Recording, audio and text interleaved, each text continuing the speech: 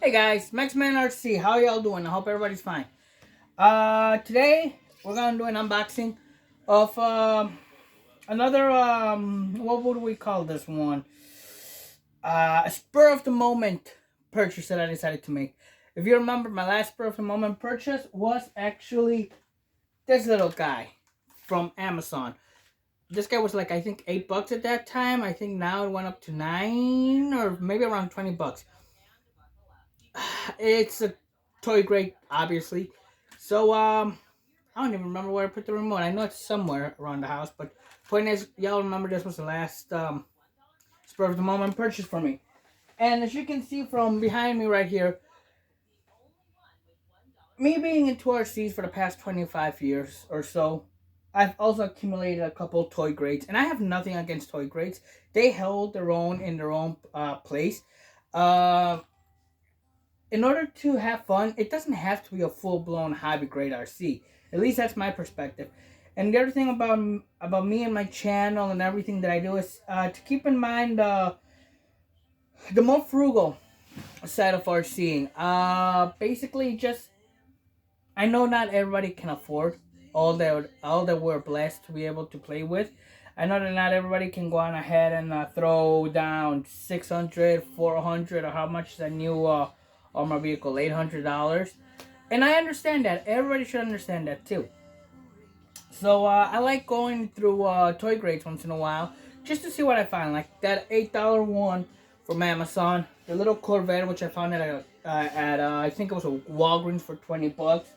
The toy crawler over there, which were like $10, I think, on the marketplace. The UDIRC, that's more of a hobby toy grade kind of ordeal, but still for baby infraction, that thing's about, hey, it's less than $100, you know.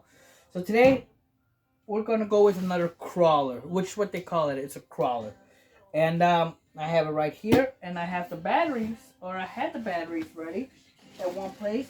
Oh yeah, it does. It will require three AA batteries, which I'm guessing is gonna be for the for the remote.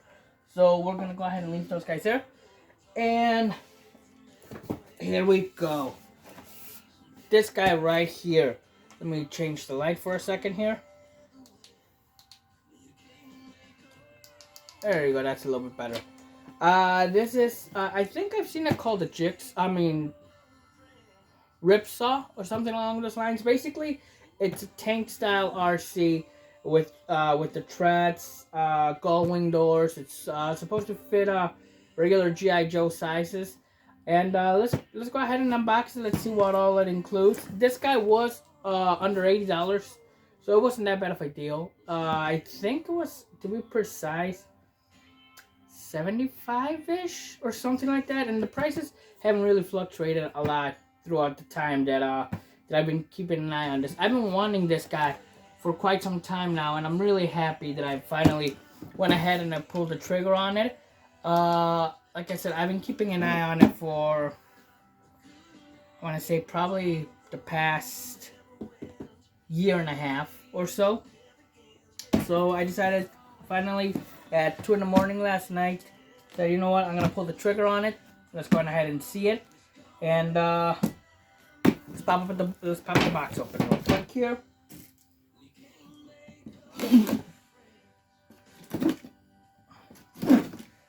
First off, in the back of the box, yeah, the transmitter, the 3AA batteries will be for the transmitter itself. From there on out, they do have two colors. You can either get it in gray or white. I decided to go for the white one. And overall, it is dual brush motor, or single brush. I know, I saw that right there. Basically shows you how the internals are on this car.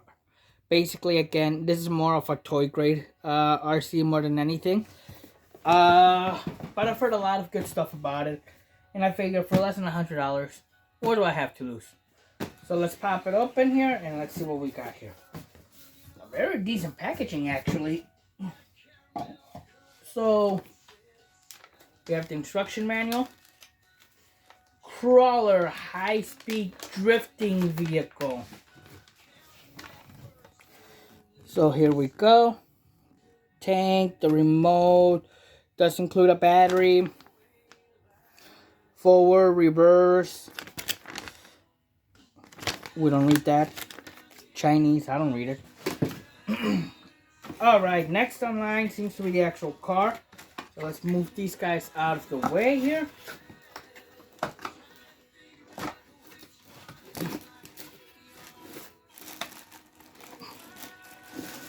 Oh, it's got a good weight to it. It doesn't feel too toy grade-ish. So we get the car. Put the car to the side for a second. And we have a secondary box, which I'm going to guess will include the remote and battery and charger and all that. I do believe this thing uses a lithium-ion battery, not an actual LiPo, unfortunately.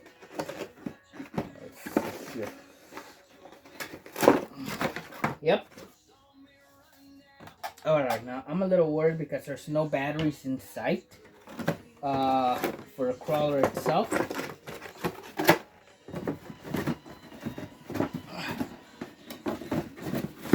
Alright, let's put everything back for now.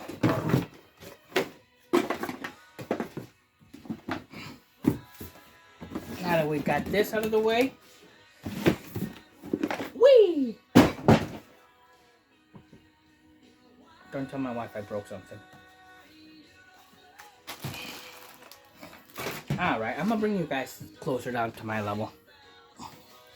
Okay, that's a little bit better of a view for you guys. So we have the actual vehicle right here. Like I said, it does have a really good weight to it. It's really not that bad.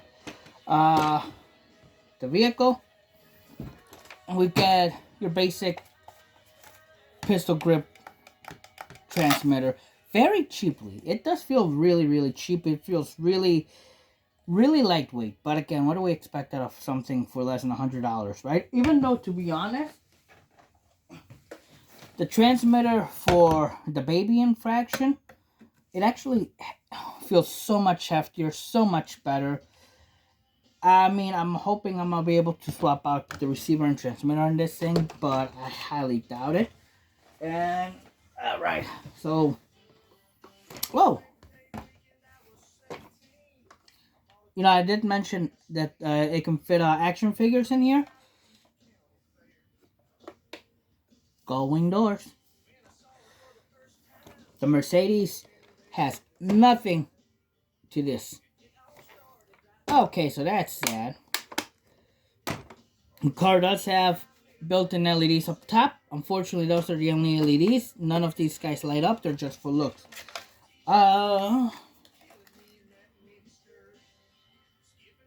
Do not use any other power buttons. Blah, blah, blah. Off it goes. Alright, let's flip it around. Let's take a look at the tracks real quick here. The tracks actually do have decent suspension on them. Look at that.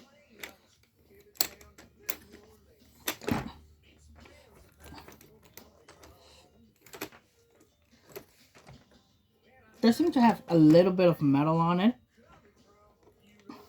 But overall, I mean, I feel like the suspension is actually pretty decent on this thing. Alright, let's take a look underneath. So underneath,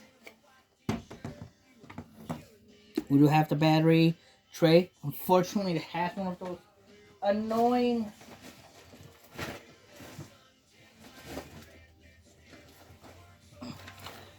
battery screws. So let's go ahead and pop that screw out of there. If I can find my proper screwdriver. Here we go. How much you want to bet this one's going to be too big? Too big.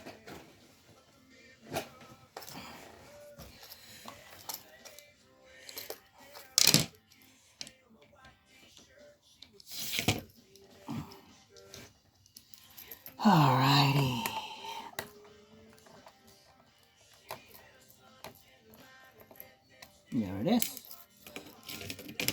put this to the side right now.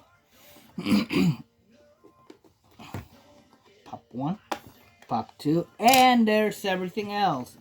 Alright, so we do have the battery charger. And we have what actually looks... Oh, it's a lithium ion battery. Let's take a look, see how much battery it's on it. It's a shame it's a lithium ion, not a LiPo. But at this price point, I guess beggars can't be choosers. Let's plug it into the charger.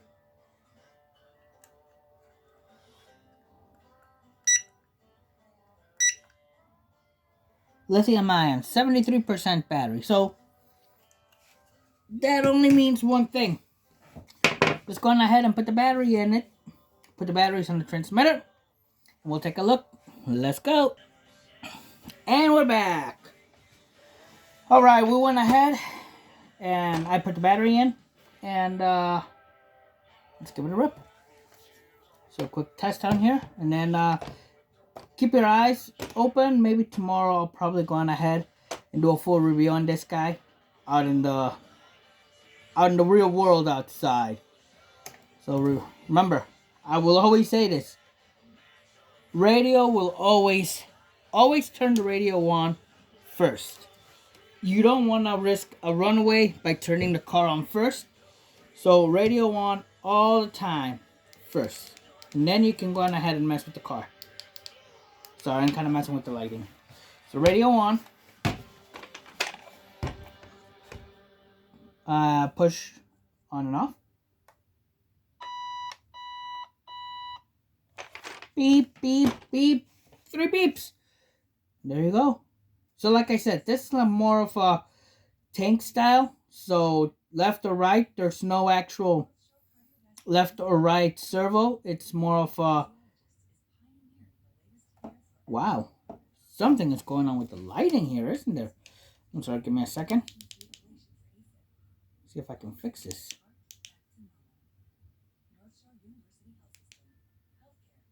Alright, that's a little bit better. So, like I was saying, there is no servo driving the wheels. Because there is no wheels, it's just 2 tracks.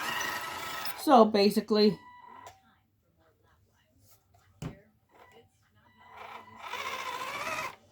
the way these guys work, if you guys have never driven a Bobcat or any kind of treaded tractor or a tank, forward, obviously they both go. Reverse, they both go. But when you turn, they'll turn opposite ways.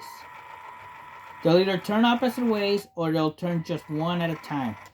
So, let's say you're going,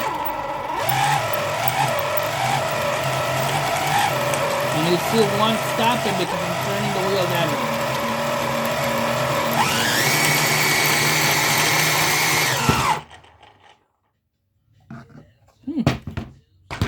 Overall, it doesn't seem like a bad vehicle.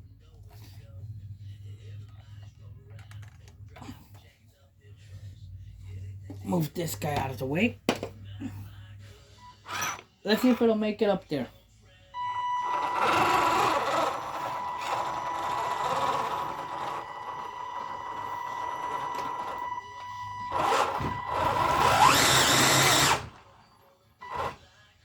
I honestly didn't think it would be able to, let's face it. It's too slippery in general.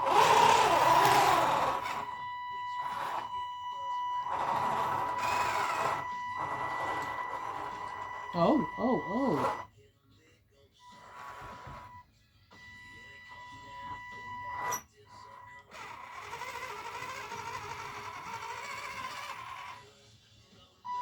Very close to the edge of falling there. Yeah, but there is no way of switching or reversing anything, so yeah. So what we're going to do now is we're going to end this here. This was just the unboxing.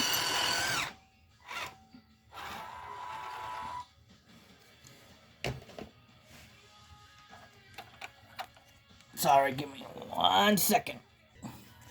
Alright, so like I said, what we're going to do now is we're just going to end this here. Since this was just the unboxing for this guy. And what I'm going to end up doing is I'm actually going to... I'm going to leave it as this for now. And one thing's for sure, I'm going to swap out the way that that battery connects. I'm actually going to put a Dean's T connector in there so that I'll be able to use my other batteries as well. And hopefully I will be able to use the LiPos on here. I'm going to double check it. I wouldn't go anything higher than 2S, and I'm sure that's also going to give it a little bit more of oomph. More, yeah, it'll give it a little more of an oomph. So we're going to go ahead and we're going to see that. Pop it open, and once I start popping it open, it looks like it's actually a very simple procedure. 1, 2, 3, 4, 5, 6. Looks like 8 bolts. So after running it for a while, we'll pop it open. We'll see what it is exactly in the inside and how everything works. And we'll make our decision about upgrades from there on out. For now, I'm definitely keeping this thing as a toy grade until I'm able to see the interiors and see if I'm able to upgrade stuff on it, which I highly doubt I'll be able to. But, I mean, for the time being, it is a fun little car. I do see potential in it. The little rear lights on this guy. The fronts. The fake D-hooks. I mean, definitely keeping this guy as a toy grade, but for under the $100 mark, definitely worth it. It's got really good heavy weight to it. Excuse me. This thing probably weighs just as much, if not more, than the Mini Summit that I own, and that was graciously donated to us by Jackson's Pull Pins. But yeah. So from now on out, that's it for this video. I hope you guys enjoyed it. And I hope you guys got an idea as to what this is. And if you were thinking about it, I mean, it might be worth it. We'll have to go and see. And we'll go on ahead and we'll bash it tomorrow. Along with the Senton, which I actually just finished repairing.